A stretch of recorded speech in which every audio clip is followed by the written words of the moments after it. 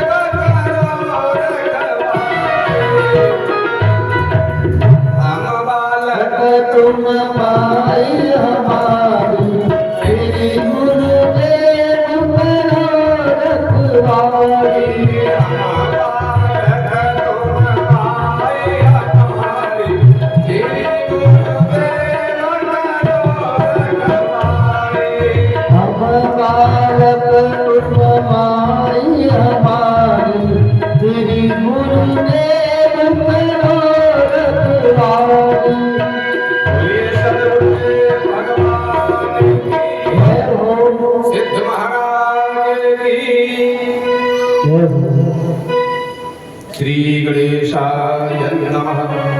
श्री सरस्वती नमः। श्री गुरु चरण कमलेभ्यो नमः।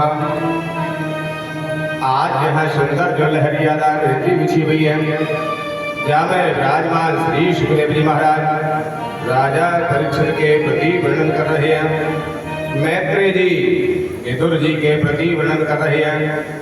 शनक सनंदन सनातन है, सनत कुमार है, ये नारद जी के प्रति हरिद्वार में वर्णन करते हुए हैं। और श्री सूत जी महाराज नैमी शाट युग में विराजमान होकर के श्री सोनका जटा से ऋषियों के प्रति वर्णन कर रही है। आज जो मनु महाराज की जो 5 संतान हुई थी, उनमें से आकुति, देवहूति और प्रसूति, ये 3 कन्याओं के वंश का हमने आपके प्रति कल वर्णन किया। आज उनके जो 2 पुत्र हैं, उन पुत्रों के बारे में वर्णन करते हुए हैं। श्री सुखोवाच, श्री सुखदेव जी कहते हैं, आज महाराज राजा परीक्षित प्रश्न करते हैं कि महाराज मनु महाराज के जो 2 पुत्र थे, प्रियव्रत और उत्तानपाद, आज उनके वंश को आप वर्णन कर रहे हैं।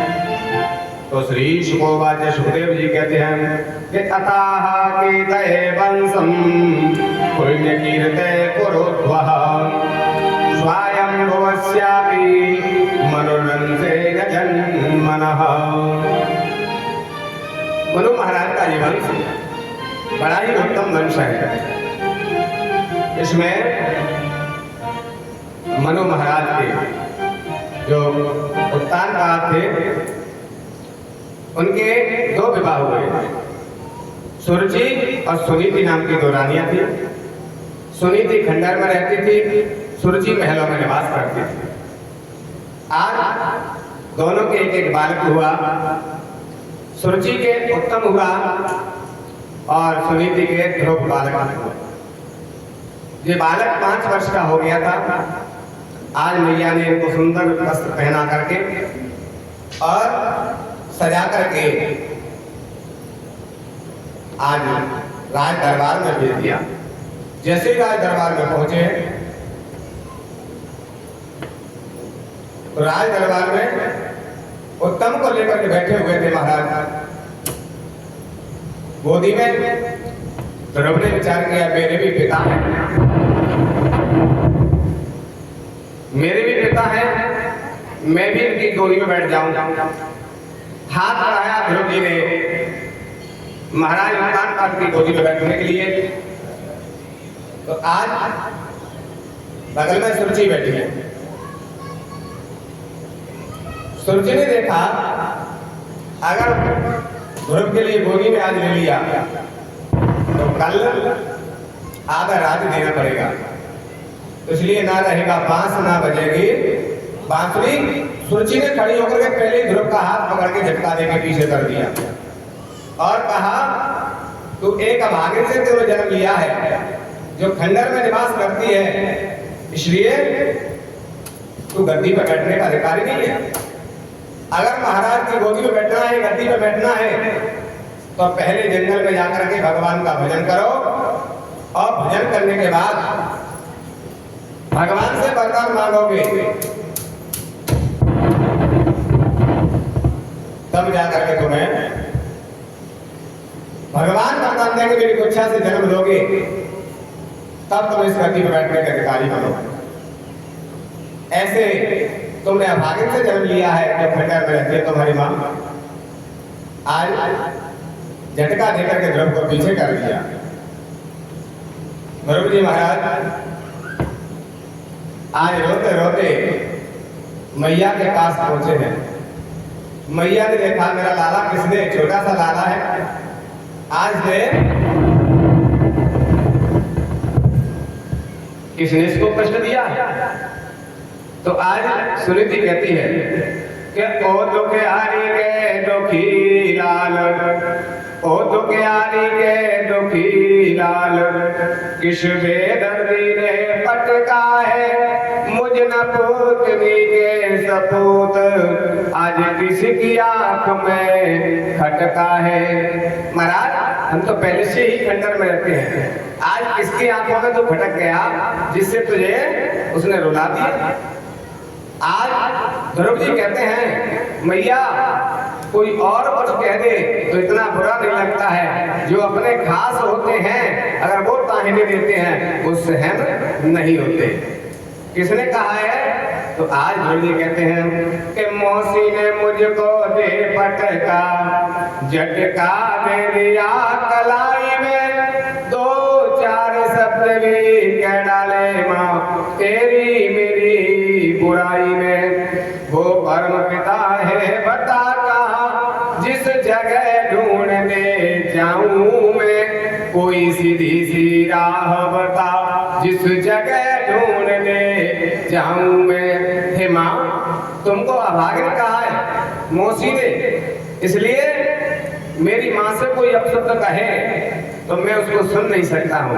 हम क्षत्रिय हैं, प्राण पीठ से निकल जाएंगे लेकिन कभी अपमान सहन नहीं कर सकते। इसलिए माँ बता वो परमात्मा कहाँ रहते हैं, मैं परमात्मा का भजन करके तब तुम्हें राजमाता का दर्जा दिलाऊंगा और राजगद्दी पे बैठूंगा। तो आज वो कहती हैं, सुनीति कहती है लाला बड़ों का बुरा नहीं मानना चाहिए, वो तेरी मौसी है, मौसी ने कुछ कह दिया तो उनका बुरा नहीं मानना चाहिए। कह लगे मौसी पिटाई कर लेती कोई बात नहीं, लेकिन मेरी माँ के लिए अभागिन कहा है, मेरी माँ के लिए अपशब्द बोले हैं और मैं माँ की बुराई नहीं सुन सकता हूँ। इसलिए बता भगवान कहाँ मिलेंगे, मैं उनका भजन करने जाऊंगा। जैसे आज कहा तो वो कहती है बेटा अगर तू भगवान का भजन करेगा तो मैं भी धन्य हो जाऊंगी, मैं भी पुत्रवती हो जाऊंगी। तुलसी बाबा कहते हैं कि पुत्रवती युवती जग सोई और रघुपति भगत जास सुत होई। वास्तव में वो माँ धन्य है जिसका बेटा भगवान का भक्त है, वही माँ कहलाने के योग्य है। इसलिए मैं धन्य हो जाऊंगी, मेरी कुक्षा भी धन्य हो जाएगी। और क्या कह रही है कि महाराज वास्तव में माँ जन्म दे तो 2 ही बालकों को दे। कौन को? तो कहती है कि जननी जने तो द्वे जने, जननी जने तो द्वे जने के दाता के सूर, नहीं तो रहियो पांचली क्यों खोबे जगनूर। महाराज माँ वही धन्य है जो भगवान के भक्त को जन्म दे, सूरवीर को जन्म दे, अन्यथा 5 रह जाए। मैं धन्य हो जाऊंगी अगर तू भगवान का भजन करेगा। तो आज माँ को प्रणाम किया है, माँ को प्रणाम करके माँ के आशीर्वाद लिया। जिस पुत्र ने अपने माँ को प्रसन्न कर लिया, अपने माता पिता को जिसने प्रसन्न कर लिया, वो इस जन्म में कुछ भी प्राप्त कर सकता है, वो धन्य हो जाता है। सबसे बड़े भगवान हैं तो माता पिता हैं। माता पिता ही जिसने प्रसन्न नहीं कर पाए वो भगवान को क्या प्रसन्न करेगा? जो कभी देखे नहीं है, जो हम रोज उनकी गोदी में पले हैं, बड़े हुए हैं, जिनके हाथों में पले हैं, बड़े हुए हैं, उन भगवान की सेवा नहीं कर पा रहे, तो जिनको देखा नहीं है उनकी हम सेवा क्या करें? सबसे बड़े भगवान तो माता पिता है। माँ का हृदय से आशीर्वाद जिसे मिल जाता है उसे समर्थ गुरु की प्राप्ति हो जाती है, और जिसे समर्थ गुरु मिल जाता है उसे परमात्मा मिलने में देर नहीं करते। गुरु अगर सच्चे मन से आशीर्वाद दे दे तो परमात्मा मिलने में देर नहीं करते। आज माँ सुनीति ने सच्चे मन से हृदय से आशीर्वाद दिया, बेटा जाओ तुम्हारा भगवान भला करेगा, तुम्हारा दर्शन जरूर दे। माँ का आशीर्वाद लेकर के ध्रुव जी जंगल को जा रहे हैं। जैसे ही जंगल में जा रहे थे भगवान का भजन करने, तो भगवान के मार्ग पर चलते हैं तो भगवान ही हमें रास्ता बताने के लिए अपना कोई न कोई संत भेज देते हैं। तो ध्रुव जी जब जा रहे थे तो आज सामने से नारद जी आ गए। नारद जी जैसे ही आए हैं, 5 वर्ष के ध्रुव जी हैं। 5 वर्ष के ध्रुव ने जैसे ही संत को देखा और संत को देखते ही संतों के चरणों में प्रणाम किया। जो लेट करके संत को प्रणाम किया, नारद जी तो गदगद हो गए। लगता है जो कोई भगवान का भक्त है, क्योंकि भक्ति के लक्षण हैं। तुलसी बाबा कहते हैं कि पहली भक्ति कौन सी है? तुलसी बाबा कहते हैं प्रथम भगति संतनि कर संगा, प्रथम भगति संतनि कर संगा, दूसरे मम कथा प्रसंगा, दूसरी गति मम कथा प्रसंगा। तुलसी बाबा कहते हैं प्रथम भगति संतन कर,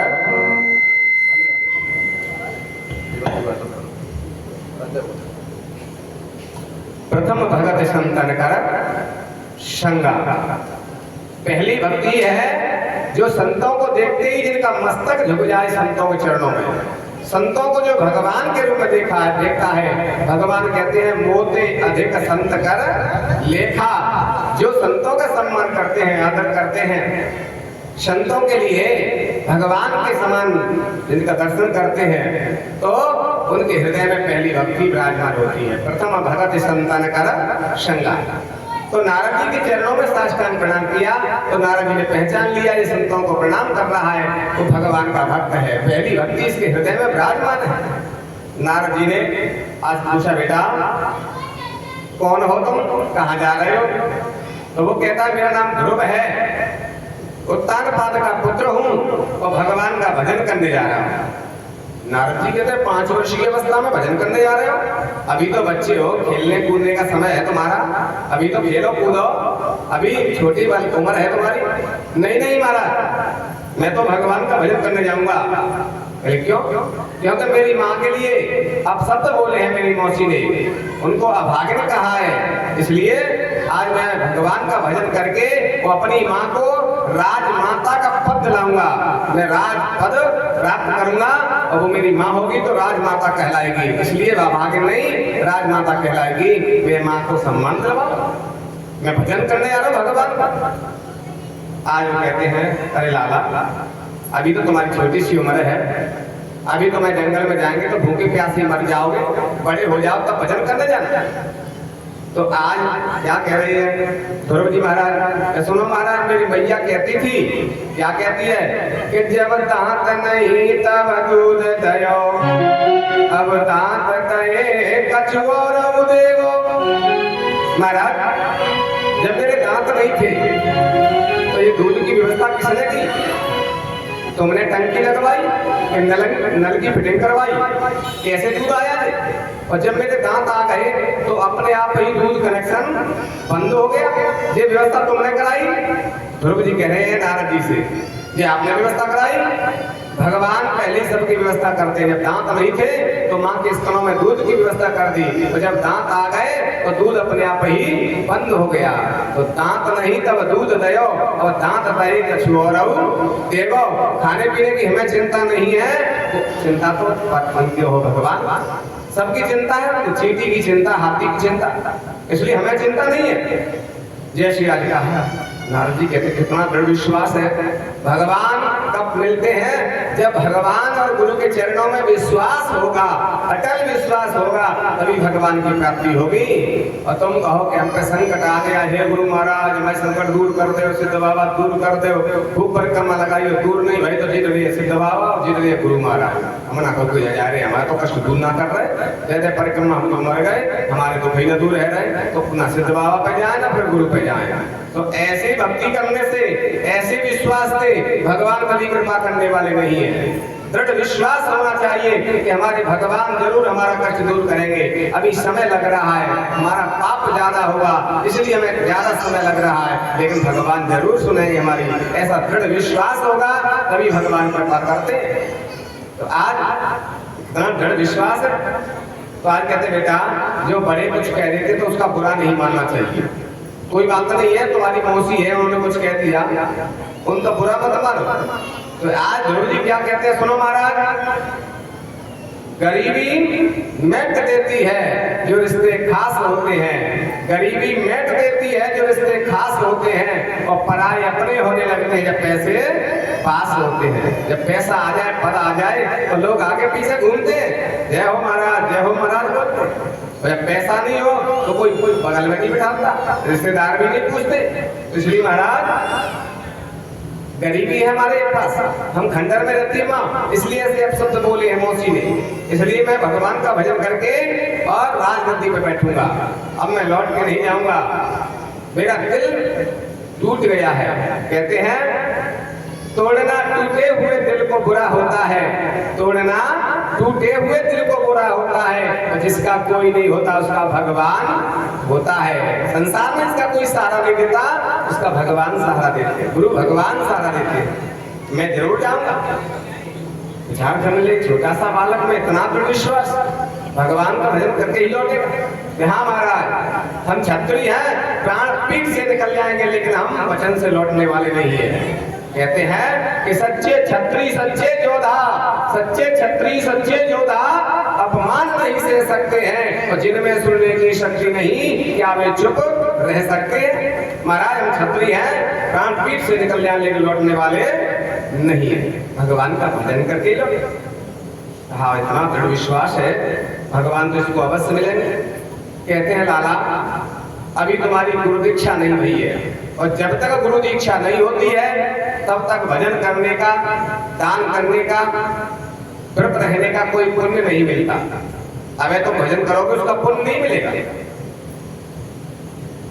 ध्रुव जी महाराज कहते हैं कि महाराज जी बताइए कि तुम कौन हो? हमारा तो परिचय ले लिया लेकिन तुमने अपना नहीं पता तुम कौन हो? तो वो कहते हैं हमारा नाम नारद है।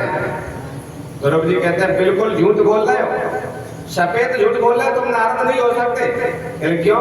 क्योंकि मेरी माँ कहती है कि कोई व्यक्ति कितना भी गृहस्थी के जंजाल में फंसा हो और जिसको नारद जी मिल जाए उसे संसार से हटा करके मन परमात्मा में लगा देते हैं, भगवान से जोड़ देते हैं। और तुम कैसे नारद हो कि मैं भगवान से भजन करने जा रहा हूँ, जुड़ने जा रहा हूँ, और मुझे गृहस्थी की ओर लौटा रहे हो, वापस लौटा रहे हो, इसलिए तुम नारद नहीं हो सकते। तुम तो बहुत बेरुपिया लग रहे हो, तुम नारद नहीं हो। आज नारद जी की नेत्रों में जल भरा आया और ध्रुव को अपने हृदय से लगाया, बेटा मैं वास्तव में नारद ही था, लेकिन तेरी परीक्षा ले रहा था कि तू सच्ची भक्ति तेरा वैराग्य है कि कौन सा वैराग्य है। क्योंकि वैराग्य 3 प्रकार के होते हैं। एक होता है मरकट वैराग्य, एक होता है शमशान वैराग्य और एक होता है यथार्थ वैराग्य। तो मरकट वैराग्य कौन सा होता है? घर में हमने खूब मेहनत करी, बुढ़ापा आ गया, बहुएं घर में आ गई और जैसे ही हमने कुछ मांगा के लाओ हम कथा में जा रहे हैं, कुछ दे दियो तो कथा में चढ़ाया, जो कुछ मांगा बहुएं उल्टा बोल गई, घर की तो पूर्ति ना पड़ रही है, तुम्हें पड़ रही है, दान करे आप, जहाँ तो खर्चा ना चल रहा। तो तब कैसा लगता है कि जिनके लिए कितना हमने मेहनत की, कितना कमाया, और जब हमें दान करने के लिए मांग रहे हैं तो हमारा पैसा हमें नहीं मिल रहा। तो इसलिए ऐसे घर में रहने से क्या फायदा? तो वहां वैराग्य हो जाता है। इससे तो भगवान का भजन करेंगे, चलो वृंदावन जाते हैं, वृंदावन के लिए चल दिए। जैसे ही बस स्टैंड में पहुंचे तब तक बच्चे को पता चला कि पिताजी से झगड़ा हो गया, इसलिए वो तो भजन करने जा रहे, वृंदावन जा रहे हैं।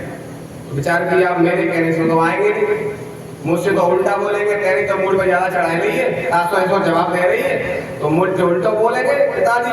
तो इसलिए अपना नाती भेज दिया, नाती तुम चले जा बाबा जा रहे वृंदावन, उनको लौटा ला। तो नाती गया रोता रोता और बाबा के पास पहुंचे, बाबा मुझे मम्मी बहुत मारती है और तुम वृंदावन चले जाओगे तो मुझे कौन बचाएगा, मम्मी बहुत पिटाई करती है, कुछ खाने को नहीं देती है, तुम्हें बाजार ले जाती है, सब तुम पिटाई करती है, इसलिए तुम मत जाओ, नहीं मैं कैसे रहूंगा। अब नाती रोने लगा। जब नाती रोने लगा तो नाती के रोग को देख करके, भाव को देख करके बाबा का मन पिघल गया। मरण में बहू तो ऐसे ये वो तो करती रहते, कर करे की आदत है बात। और जब नाती ये पूरा है वो मेघ नहीं रहते है और जितो रो रो की मर जागो मैं नहीं होंगे तो बाबा को सबरो ज्ञान भाई की धरो रहेगा, वहीं से लौट के फिर घर आ गया। इसको बोलते हैं मरकट वैराग्य। थोड़ी देर के लिए वैराग्य हुआ और बस स्टैंड से लौट के फिर घरे आ गए, फिर वही गृहस्थी में काम करने लगे। ये होता है मरकट वैराग्य। एक होता है शमशान वैराग्य। जब किसी की अंतिम यात्रा जाती है तो सब लोग उसमें अंतिम यात्रा में शामिल होते हैं और सभी बोलते हैं राम नाम सत्य है और सत्य बोलो गत्य है। और सबसे पीछे जा रहे होंगे तो बिका बता रहे होंगे कि एक दिन ऐसे हम जानो, चाहे कितनी लड़ाई कर ले, चाहे कितनी बेईमानी कर ले, चाहे कितना धन कमाए ले, कछु संग नहीं जाओ, सब यहीं धरो रह जाओ। एक दिन ऐसे हमको दिन को धर के ले जाओ। इसलिए संसार में कछु ना दोगी, भगवान को नाम ले लो, भजन कर लो, बस यही सार है और कुछ जाने वाला नहीं। जितने भी लोग होंगे बस यही बात कह रहे होंगे, भगवान यही चर्चा कर रहे होंगे वैराग्य की। और जैसे ही मुर्दा को संस्कार किया, गंगा डाला, परिक्रमा लगाई, आकर के हाथ पैर धोए और घरे आए तो फिर लड़ाई झगड़े बेईमानी वही चालू फिर हो गई, फिर वैराग्य खत्म हो गया। वो मरगट तक ही था, शमशान तक ही वैराग्य था, घर में आने पर सब वैराग्य भूल गया, धरा का धरा रह गया। तो ये होता है शमशान वैराग्य। एक होता है यथार्थ वैराग्य। चाहे हम घर में रहें, चाहे जंगल में रहें, हमारा मन परमात्मा से जुड़ गया है तो हम चाहे कोई भी काम करें, चाहे घर में काम करें, चाहे बाहर काम करें, चाहे ऑफिस में करें, चाहे खेत में करें, लेकिन मन जिसका भगवान से जुड़ गया है वो है सच्चा वैराग्य। भगवान कभी ये नहीं कहते हैं तू काम बंद करके और माला लेके बैठ जाएगा तब मैं तेरा उद्धार करूंगा, ये भगवान ने कभी नहीं कहा। भगवान क्या कहते हैं, तू अपना कर्म कर, जो मैंने तुझे जिस जाति में जो कर्म दिया है अपना कर्म करेगा तो मन से मेरा ध्यान करेगा तो ही मेरी प्राप्ति होगी। तुलसी बाबा कहते हैं कर से कर्म करो विज्ञाना और मन राखो यहाँ। कर से कर्म करोरी दीनाना, कर से कर्म करोरी दीनाना।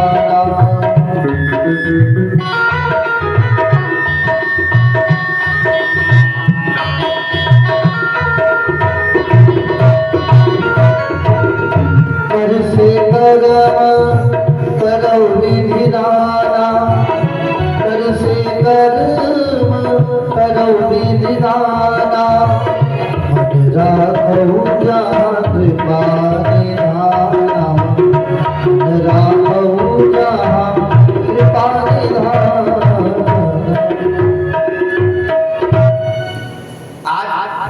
भगवान कहते हैं कर से कर्म करो विधि नाना।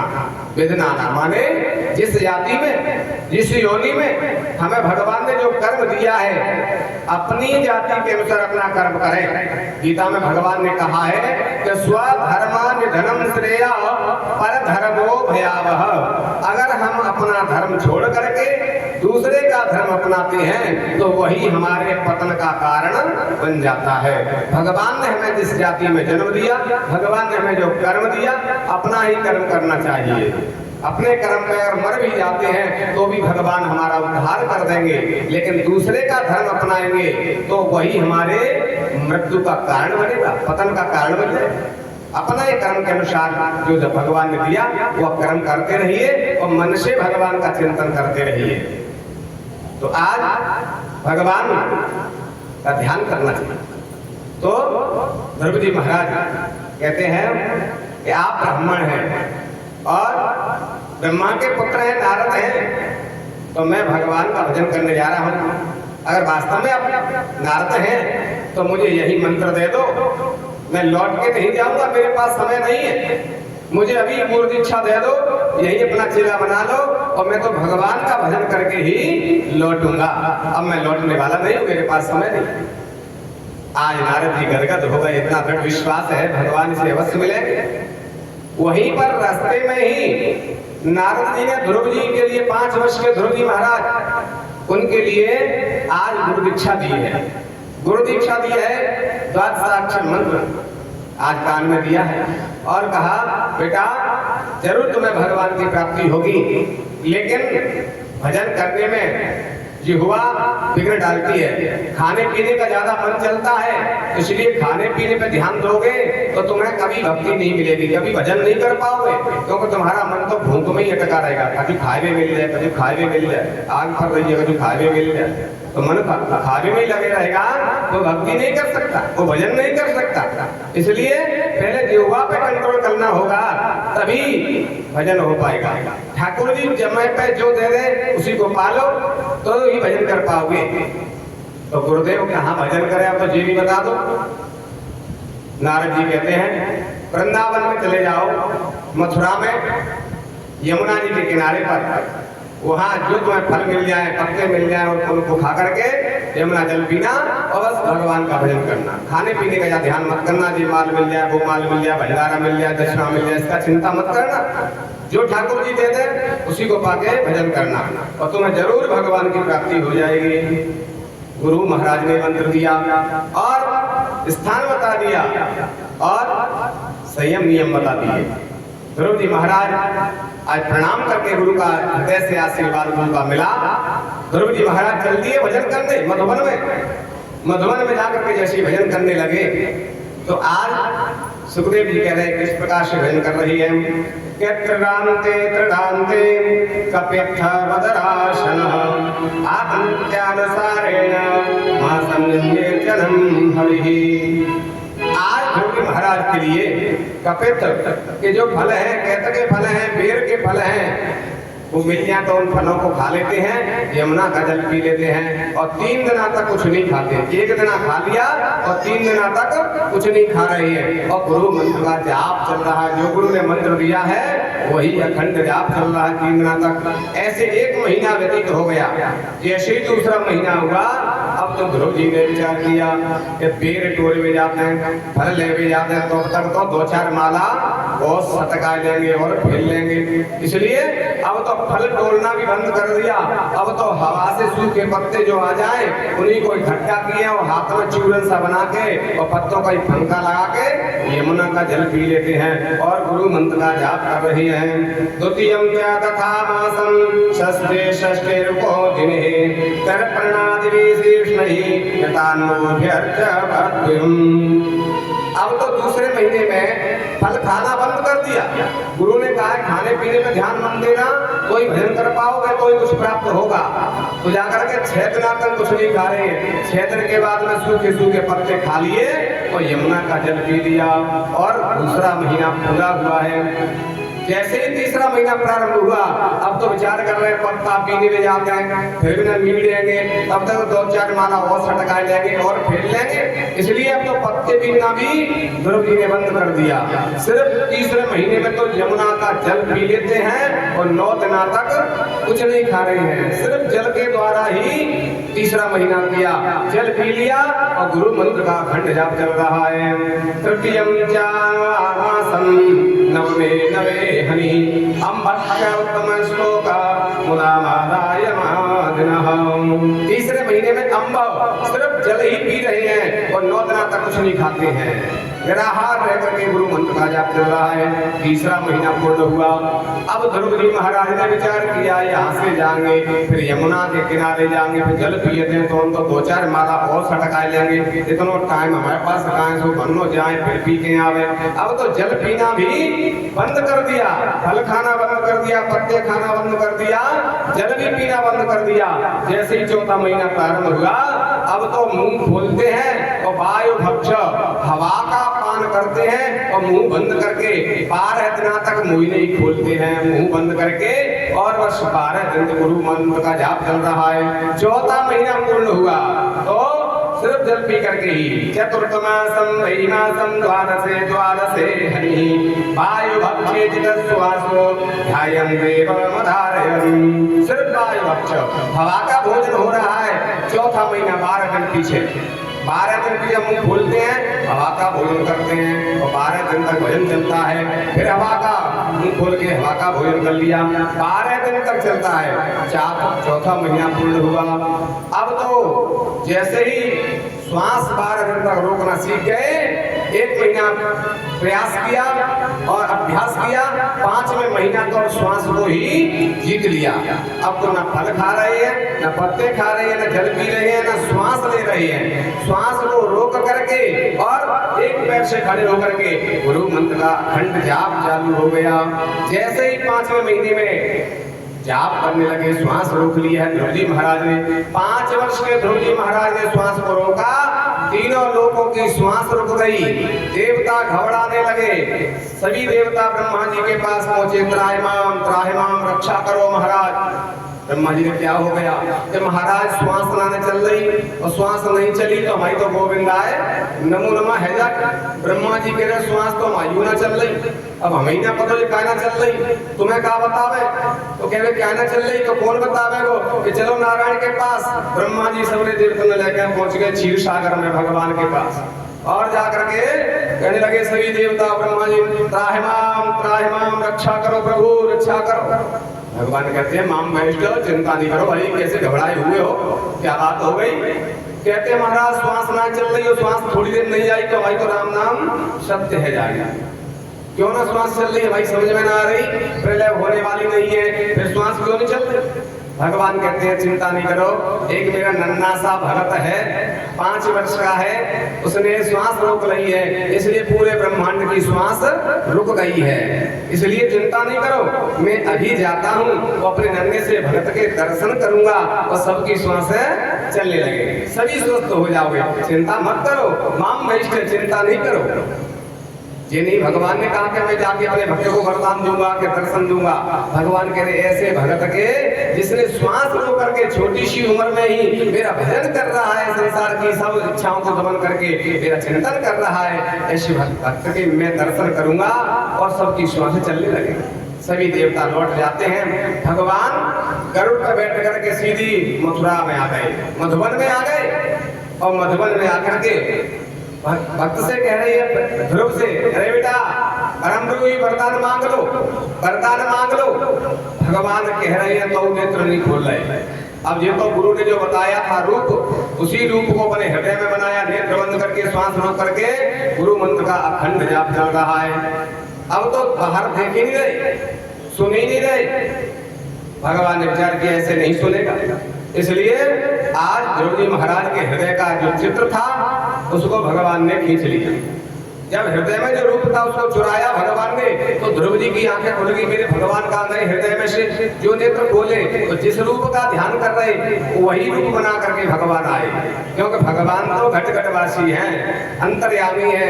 भक्त जिस रूप में बुलाता है मेरे प्रभु वही रूप धारण कर लेते हैं। भगवान का कोई रूप नहीं है, जल का कोई रूप नहीं है, इसी प्रकार से भगवान का भी कोई रूप नहीं है। जल को काले रंग में मिला दो काला बन जाए, लाल में मिला दो लाल बन जाए, पीले में मिला दो जल पीला हो जाता है। ऐसे ही भगवान को जिस भाव से बुलाते हैं, जिस रूप में बुलाते हैं मेरे भगवान वही रूप में भक्त के सामने प्रकट हो जाते हैं। भगवान का कर्तव्य का कोई रूप नहीं है। भगवान भक्त जिस भावना से देखता है मेरे प्रभु उसी रूप में प्रकट हो जाते हैं। ध्रुव जी महाराज के सामने प्रकट हो गए। जैसे ही प्रकट हुए आज ध्रुव जी महाराज गदगद हो गए और ध्रुव जी महाराज भगवान से प्रार्थना कर रही है। क्या कह रही है कि प्रभु के रूप को देख करके गदगद हो रहे हैं। क्या कह रहे हैं कि आपके चरणों में मेरा जो मन लग गया है, अब मुझे संसार में इच्छा नहीं हो रही, अब तो मेरी ये लगन कभी टूटे नहीं। लागी लगन मत तोड़ना, हरि जी मेरी लागी लगन मत तोड़ना, की लगन मत तोड़ना, हरि जी मोरी लागी लगन मत तोड़ना, हरि जी मोरी लागी लगन मत तोड़ना, लागी लगन मत तोड़ना, लागी लगन मत तोड़ना, लागी लगन मत तोड़ना,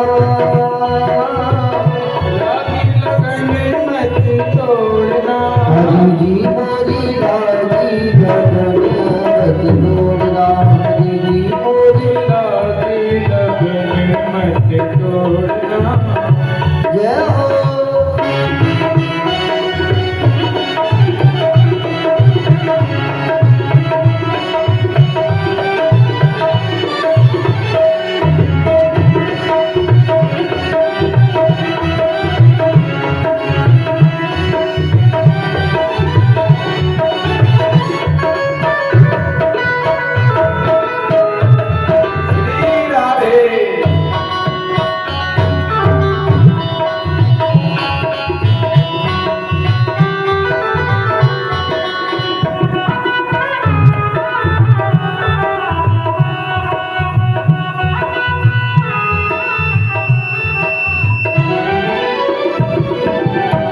खेती बुआई मैंने तेरे नाम की, खेती बुआई मैंने तेरे नाम की, खेती बुआई मैंने तेरे नाम की, खेती बुआई मैंने तेरे नाम की, मेरे भरोसे मत छोड़ना,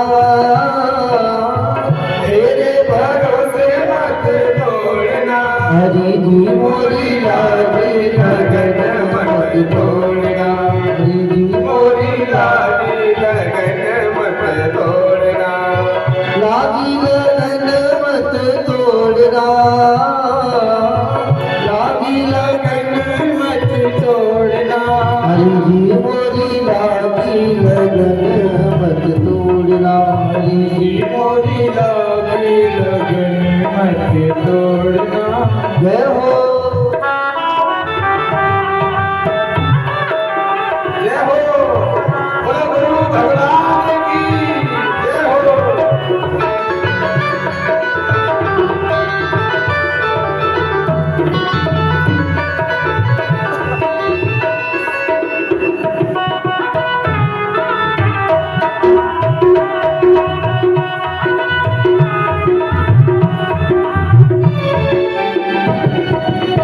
तू ही मेरा सेठ है, तू ही साहूकार है, तू ही मेरा सेठ है, तू ही साहूकार है, तू ही मेरा सेठ है, तू ही साहूकार है, तू ही मेरा सेठ है, तू ही साहूकार है, ब्याज पे ब्याज मत जोड़ना, प्यारे ब्याज पे ब्याज मत जोड़ना, हरि जी मोरी